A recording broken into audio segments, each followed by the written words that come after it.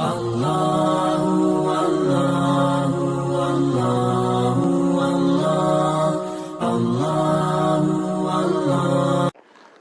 بڑا اہم ہے، اس پوائنٹ کو سن لو. کہتے ہیں کہ سوال ہے اگر کسی سے کوئی گناہ ہو جائے تو عذاب سے بچنے کی کیا صورت ہے؟ عذاب سے بچنے کی کیا صورت ہے؟ جواب ہے اس کا کہ توبہ کر لینے سے خدا تعالیٰ گناہ معاف فرما دیتا ہے. توبہ اسے کہتے ہیں کہ اپنے گناہ پر شرمندہ ہو، پشیمان ہو. شرمندہ گژھِ آسُن خدایا مےٚ نہ پزِ نہٕ، اب ہو گیا گناہ، اللہ مجھے معاف کر دے، اب معاف کر دے.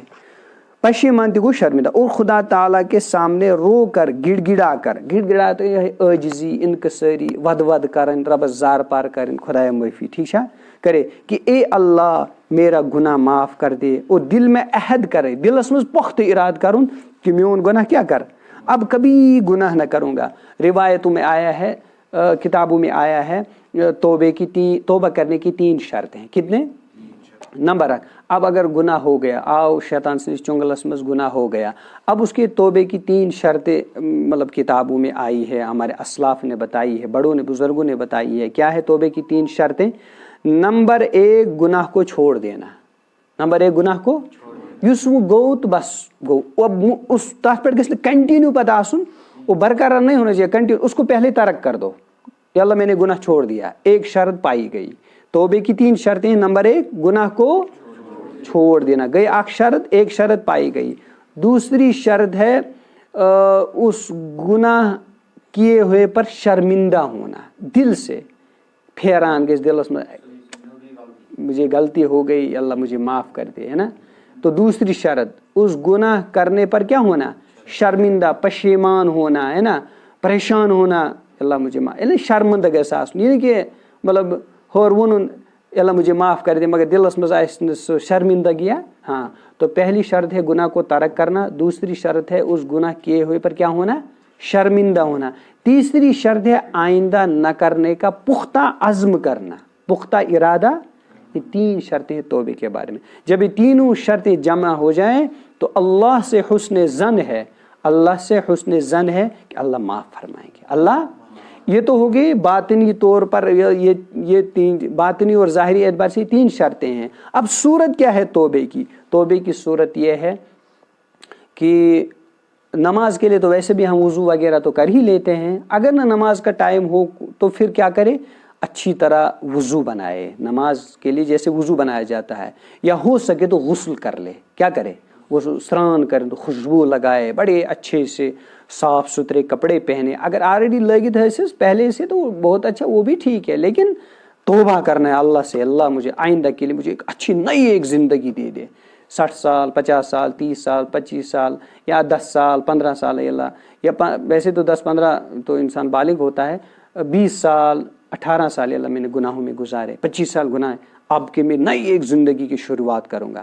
وہ کیا کرے، غسل کرے، یا نہ ہو سکے تو کم از کم وضو کر لے اچھی طرح، اچھے کپڑے پہنے صاف ستھرے، اور کیا کرے، خوشبو لگائے، جائے نماز بچھائے، تنہائی میں جا کے نماز 2 رکعت صلاۃ التوبہ پڑھے.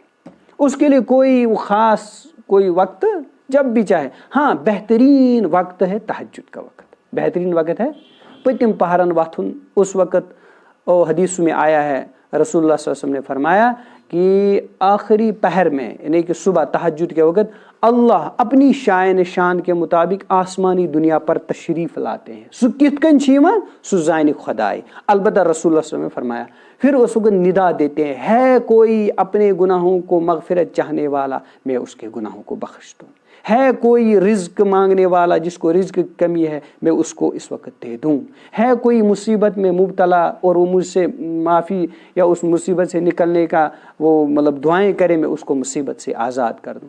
ہم اس کو سوئے رہتے ہیں. اللہ بانٹنے کے لیے تیار ہیں، ہمیں فرصتی نہیں ملتی ہے. دنیا کے بادشاہ دیکھو، ایک بار مانگو دوسری دفعہ گیٹ بند رکھتے ہیں، دوسری مرتبہ گارڈ کو کہتے ہیں اس کو وہیں سے دفع کرنا. لیکن اللہ احکم الحاکم اتنا بڑا بادشاہ ہے، وہ تیار بیٹھتا ہے بغرن خاطر، ہے نا، بانٹنے کے لیے، لیکن ہم ہی نہیں جاتے ہیں. لہٰذا جب بھی سبق یاد کرنا ہو، ایگزام کی تیاری ہو، اللہ سے گر کر پچھلا پہر جو ہوتا ہے نا، پتم پہر، وہ بہت قیمتی ہوتا ہے، بہت اہم ہوتا ہے، لہٰذا اس کی قدر کرنی چاہیے. ٹھیک ہے، اس وقت تو بہترین وقت وہ ہے توبہ کا. تو اس کے علاوہ جب چاہو، جب اللہ دل میں ڈالے فوراً اور جب بھی گناہ ہو جائے فوراً جلدی توبے کی طرف آنا چاہیے، اللہ مجھے معاف کر دے۔ کیا پتا ابھی موت ایک طرف سے میں گناہ سے فارغ ہو، یہاں سے موت آئے، بغیر توبہ کے چلا جاؤں تو جہنم میں اتنا جلنا پڑے گا۔ یہ کوئی کہانی مذاق نہیں، یہ حقیقت ہے، ایسا توبے کے بغیر جائے گا اتنا بھگتنا پڑے گا عذاب جہنم میں، اتنا جلنا پڑے گا جہنم میں۔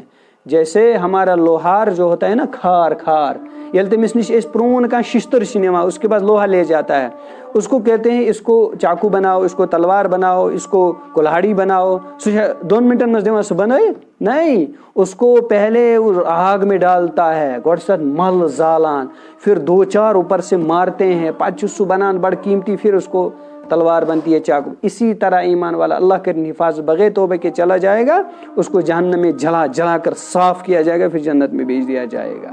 ہاں، لہٰذا اللہ سے حفاظت مانگو کہ جب بھی گناہ ہو جائے فوراً کیا کرو۔ یہ توبے کی ایک ڈیفینیشن، ایک صورت ہے کہ کس طرح توبہ۔ بہت سارے پوچھتے رہتے ہیں کہ توبہ کس طرح ہم کریں، کت کنیش کرن کا مخصوص طریقہ، بس سمپل یہ طریقہ ہے کہ فوراً، مگر جتنی جلدی ہو سکے توبہ کر لینا چاہیے۔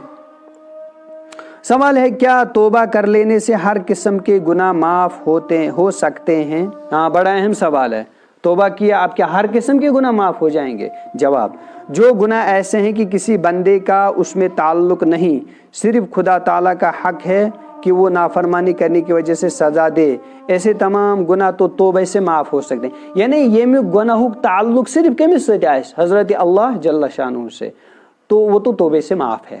اللہ نے بتایا کہ بھائی میرے پاس آؤ، توبہ کرو گے، میں کیا کروں گا؟ معاف۔ یہ تو اس کو کہتے ہیں حقوق اللہ، کیا ونوس بیاگو دویم حقوق العباد، یہ گناہوک تعلق بندن سے آئے، مثلا یہاں تک کفر اور شرک کا گناہ بھی سچی توبہ سے معاف ہو جاتا ہے۔ کیا مطلب؟ اگر اوتائیں اس کافر یہ 40 وری گزارن کفر کے حالت میں، 30 وری گزارن کفر کے حالت میں، لیکن اللہ نے توفیق دی، اس نے توبہ کی اور ایمان کے دائرے میں داخل ہو گیا، اس توبے کی وجہ سے وہ تمام کفر کیا ہو گیا؟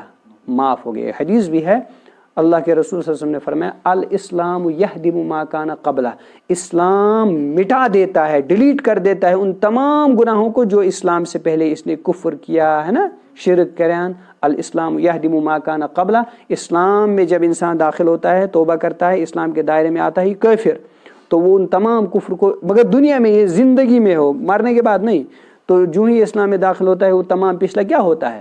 معاف ہوتا ہے، سارا ڈیلیٹ ہوتا ہے۔ یہ ہمارا اسلام ہے، ہاں میں باسان یوتھ کا مذہب ہے، اس کی پتم گناہ تمس معاف کران، وہ بدلہ لیا کریں، لیکن ہمارا اسلام ایسا ہے کہ اسلام میں داخل ہو گیا کافر، پتم کیا گو سو رہی، معاف ہو گیا سارا۔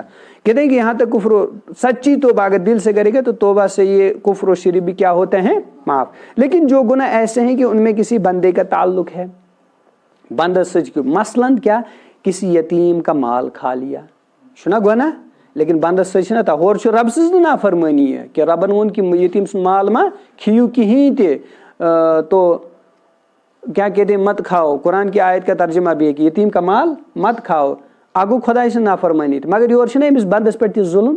تو یہ اس میں 2 قسم کے گناہ پائے گئے، ایک حقوق اللہ اور حقوق العباد۔ اس قسم کا گناہ تب تک معاف نہیں ہوگا جب تک نہیں یہ بندہ معاف کرے گا، تو تک کرنے رب تی معاف وہیں میں اترتے، یا کسی پر تہمت لگائی، ہٹمٹے لوگوں کا اس پر تہمت ہے، اب ضد اور ہر درمی کی بنیاد پر کسی ماں بہن پر، کسی نوجوان پر، کسی بھائی پر کیا لگا دی؟ تہمت لگا دی، تو جب تک نہ وہ جس پر میں نے تہمت لگائی وہ معاف کرے تو تک کرنے میں رب معاف۔